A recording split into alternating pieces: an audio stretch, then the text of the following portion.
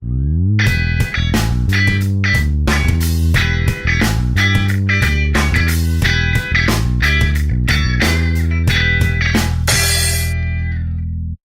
ideia da aula de hoje é a gente fazer uma discussão sobre a Segunda Guerra, o impacto da guerra sobre as relações internacionais, tá? E antes de apresentar e fazer uma discussão sobre a pergunta que vai nortear a nossa discussão, eu queria lembrar para vocês alguns aspectos do porquê que a Segunda Guerra é um tema importante para nós internacionalistas e para cientistas sociais em geral que pretendem e querem contribuir para o entendimento do século XX. São 3 apontamentos referentes à importância do tema. O primeiro deles é lembrar do impacto humano do conflito, né? As estimativas mais conservadoras sobre o número de mortos na Segunda Guerra Mundial giram aí em torno de 50 milhões de pessoas. Estimativas menos conservadoras, alguns estudiosos chegam até a admitir que 60, 65 milhões de pessoas teriam sido mortas no conflito. Isso sem contar, evidentemente, o número de feridos. E é interessante pensar que a distribuição desses mortos, se você for pensar em termos de estados nacionais, foi muito desigual. A União Soviética, de longe, foi o país que mais sofreu. Perdeu algo em torno de 16 milhões de pessoas, se a gente pegar essa estimativa mais conservadora de 50 milhões de mortos, tá? E é fundamental manter isso em mente, o quanto a União Soviética, do ponto de vista humano, do ponto de vista material, sofreu sérias consequências no conflito. 1, o impacto humano. 2, o impacto material. Essa é uma guerra, diferentemente da primeira, que não tem focos de destruição. A Primeira Guerra Mundial você tem a Bélgica, o norte da França, algumas áreas do antigo Império Austro-Húngaro, do antigo Império Russo, mas são focos que foram muito destruídos e que saíram do conflito realmente dilacerados. A Segunda Guerra não. Você tem uma destruição muito mais ampla, que envolveu diversas cidades, envolve infraestrutura de transportes, comunicação, indústrias que foram destruídas, agricultura em vários países, não só da Europa, mas da Ásia também, você tem uma destruição enorme, e residências. Milhões e milhões de famílias na Europa e na Ásia, sobretudo no continente europeu, na Alemanha, norte da França, né? Evidentemente na Polônia, na própria União Soviética, ficam sem residência no conflito. Então é um conflito não só em termos de impacto humano, mas também em termos de impacto material, muito mais destrutivo do que o primeiro conflito que nós estudamos, tá? Agora, especificamente pensando em termos de sistema internacional de poder, vale a pena a gente lembrar que se na Primeira Guerra Mundial a Alemanha sai enfraquecida, mesmo vários países vitoriosos saem enfraquecidos, o sistema internacional de poder, europeu particularmente, ainda sobrevive. Você pode e vê a Grã-Bretanha ainda como uma grande potência, com algumas debilidades, evidentemente, mas como uma grande potência. A França, a mesma coisa. Mesmo a Alemanha desarmada, do ponto de vista econômico, ainda é um país extremamente relevante e que ao longo dos anos 20, dos anos 30, retoma o seu status de grande potência. O que eu quero colocar é, o sistema internacional europeu, enquanto um polo de poder, continua vigente pós-Primeira Guerra Mundial. Sofreu sérios abalos, mas é algo vigente. Na Segunda Guerra, não. Na Segunda Guerra, o que você tem é o esfacelamento completo da Europa como um polo de poder. Mesmo a própria Grã-Bretanha sai do conflito extremamente debilitada. A Alemanha deixa de existir enquanto polo de poder. Itália, a mesma coisa. Na Ásia, o caso japonês, tá? Então, o segundo conflito ele representou uma verdadeira revolução do ponto de vista de equilíbrio de poder entre estados nacionais, em que você tem um estado, particularmente os Estados Unidos, longe como a maior potência econômica e militar do planeta, longe, e em segundo lugar, muito mais em termos relativos do que em termos absolutos, a União Soviética. Por que eu digo em termos relativos? Porque a União Soviética também sai do conflito muito destruída, em termos humanos e em termos materiais, como nós acabamos de falar. Só que em relação aos demais países do continente europeu, o poder soviético é muito claro, é muito evidente, tá? Então a União Soviética está muito distante dos Estados Unidos, mas ela tem uma condição de projetar poder na Europa a partir do domínio que ela vai exercer sobre a Europa Oriental, que, por exemplo, os Estados Unidos inicialmente não vão ter, tá? Então, existe uma revolução, acontece uma revolução no sistema internacional como decorrência da Segunda Guerra, para além e como relação, na verdade, do próprio impacto humano e do impacto material que eu brevemente comentei.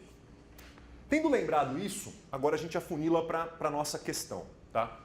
A pergunta que a gente vai tentar refletir hoje aqui é pensar como a guerra influenciou as relações internacionais pós-1945, né?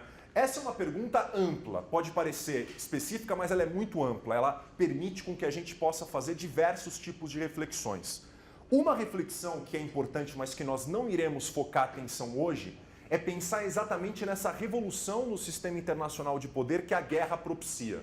Ou seja, pré-39 você tem várias grandes potências, você pode pensar num mundo evidentemente multipolar, mas com os Estados Unidos já se destacando como uma potência econômica e militar, mas no mundo pós-45 você tem uma bipolaridade que no início é quase uma unipolaridade, na verdade, né? Uma unipolaridade que ao longo dos anos 40, ao longo dos anos 50, vai se transformar numa bipolaridade, tanto militar quanto econômica. Então, é óbvio que isso entraria nessa reflexão da pergunta que eu proponho, mas eu vou deixar essa reflexão mais para discutir a própria Guerra Fria em aulas posteriores. O que eu proponho para a gente discutir hoje, a partir dessa pergunta, são duas coisas, na verdade.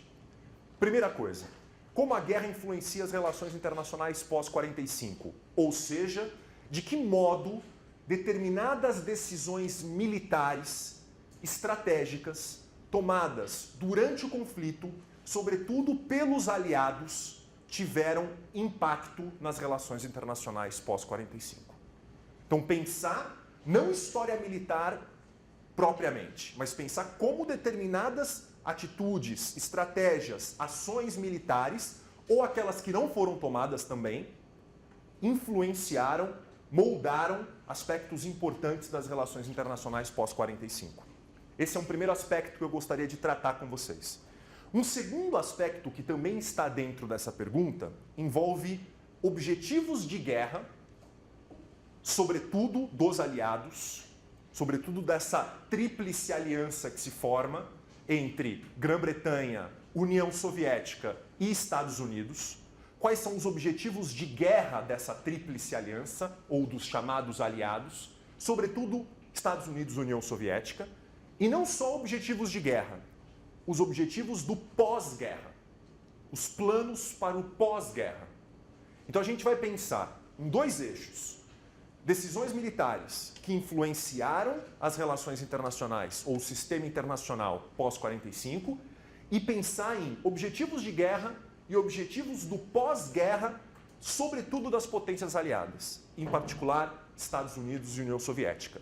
O que a gente vai procurar ver é até que ponto esses objetivos norte-americanos e soviéticos eram contraditórios, até que ponto eles eram complementares, e pensar um pouco nas tensões que já existiam dentro dessa grande aliança, mesmo durante o próprio conflito. Já que, como a gente sabe, pós-Segunda Guerra, o mundo vai entrar num novo conflito, mas um conflito muito sui generis, um sistema internacional sui generis, bipolar, e que vai marcar de uma maneira muito profunda a segunda metade do século XX e ainda marca profundamente o sistema internacional contemporâneo. Tá? Então vamos lá. Foco, a pergunta e a importância do tema. Então a gente pode começar então a discutir esses eixos que eu propus para vocês. Antes de iniciar essa discussão propriamente, eu queria só lembrá-los, de maneira muito rápida, qual é a situação da Europa e qual é a situação da Ásia no período do auge militar do eixo. Por quê? Porque o auge militar do eixo, que se dá no final de 41, início meados de 42, é exatamente o momento que essa grande aliança está se formando.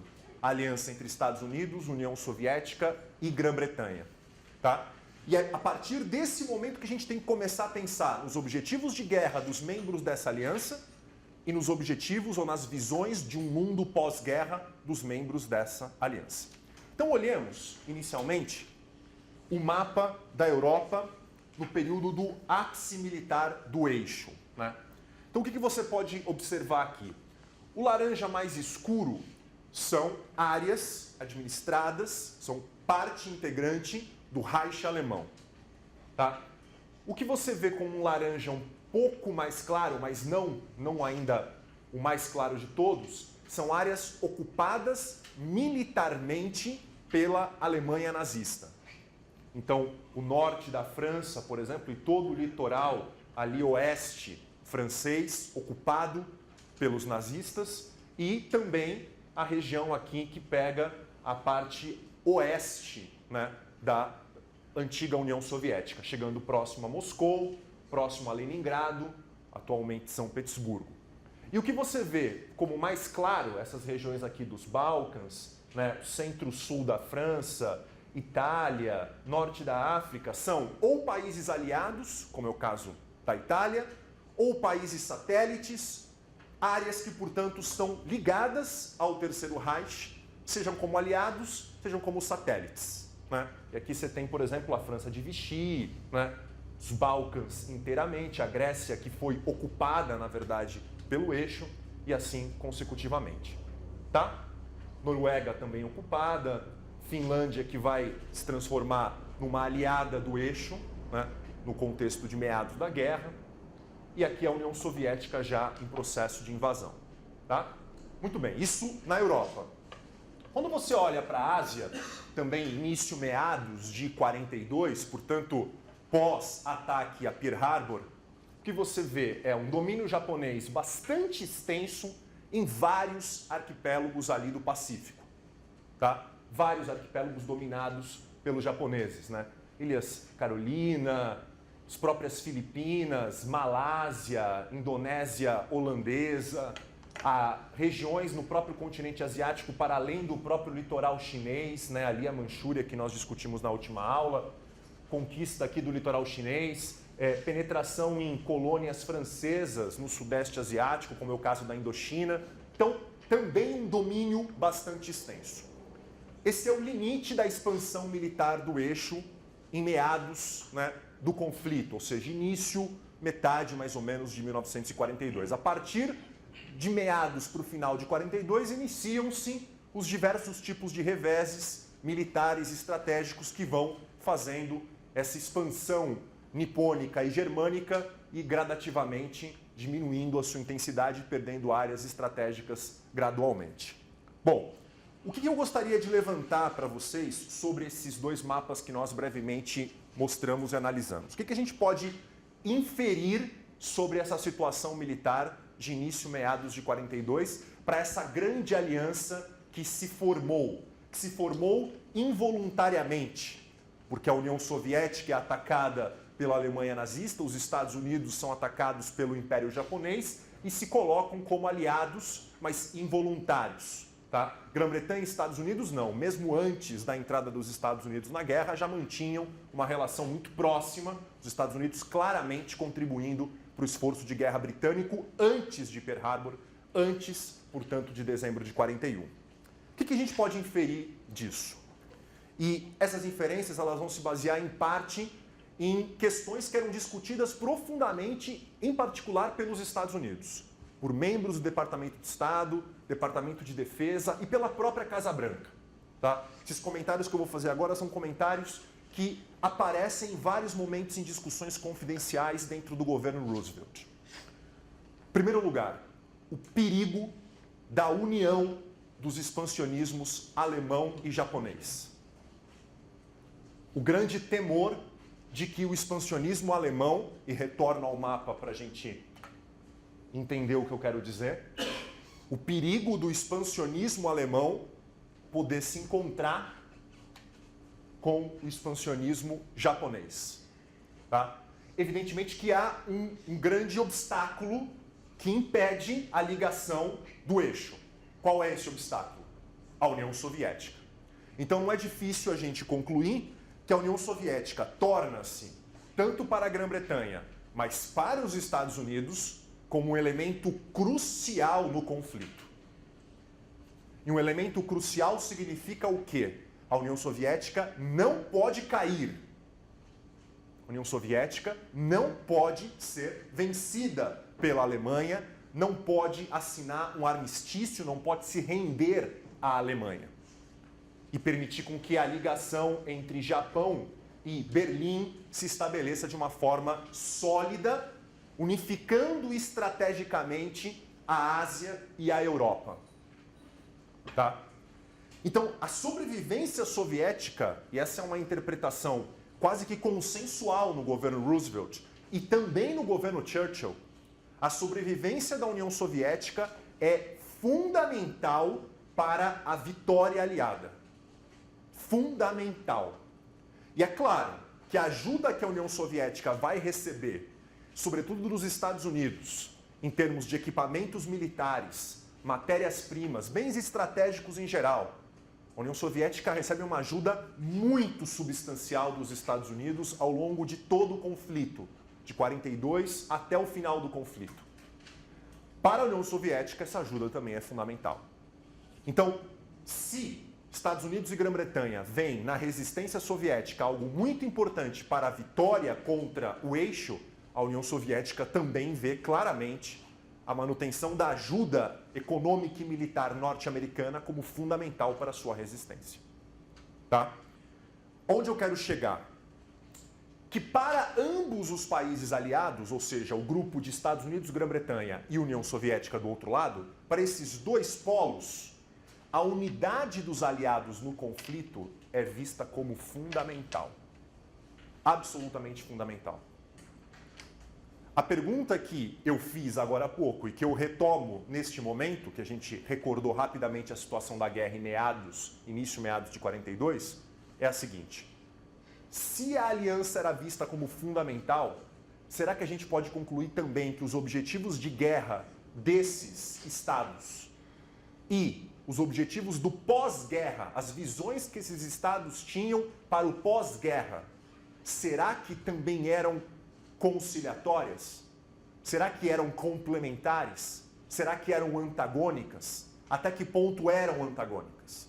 Você já viu um entendimento muito claro por parte de Washington, de Moscou, por parte de Londres, de que a união, o fato deles estarem aliados na guerra era fundamental para a vitória. A minha pergunta é, será que os objetivos do conflito eram idênticos?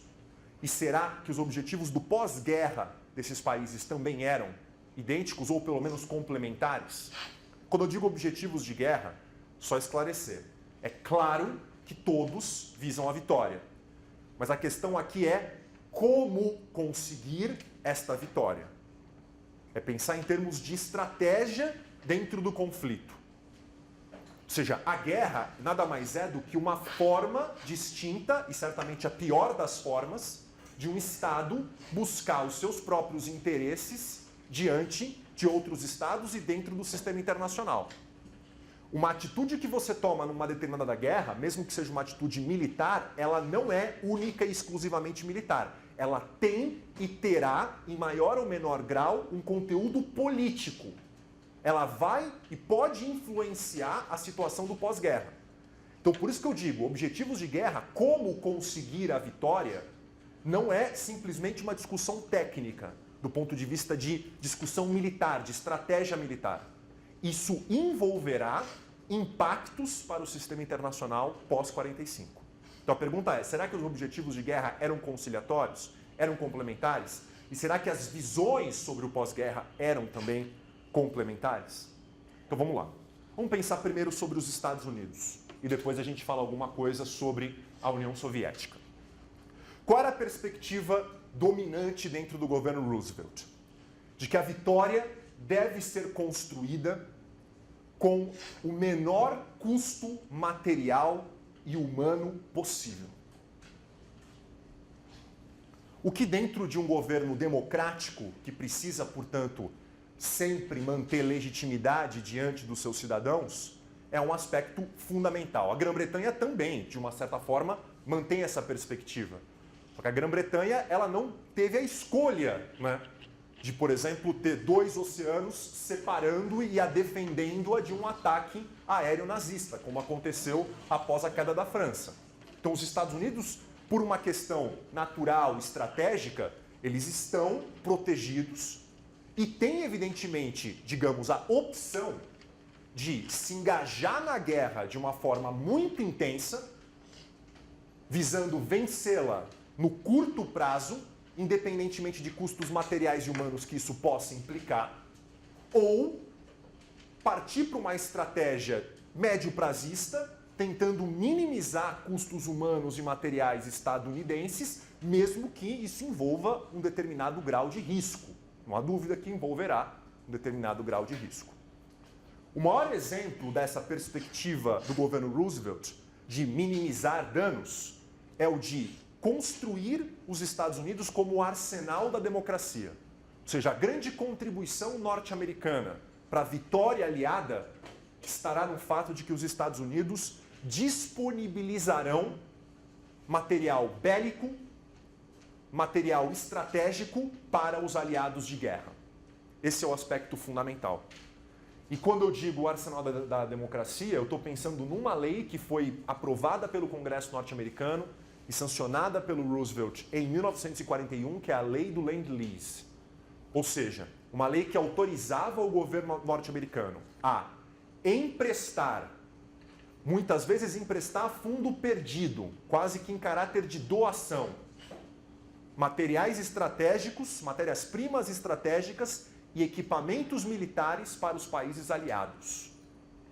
Por exemplo, a Grã-Bretanha, o Império Britânico, foi o grande receptor de Lend-Lease britânico, no caso norte-americano, ao longo do conflito. Mais de 30 bilhões de dólares de equipamentos militares e recursos estratégicos que o Império Britânico, não apenas Grã-Bretanha, o Império Britânico, que envolve Austrália, o que envolve Canadá, o que envolve Índia, que o Império Britânico obteve dos Estados Unidos. Em segundo lugar, vem a União Soviética, com um pouco mais de 10 bilhões de dólares em equipamentos e matérias-primas garantidas pelos Estados Unidos ao esforço de guerra soviética.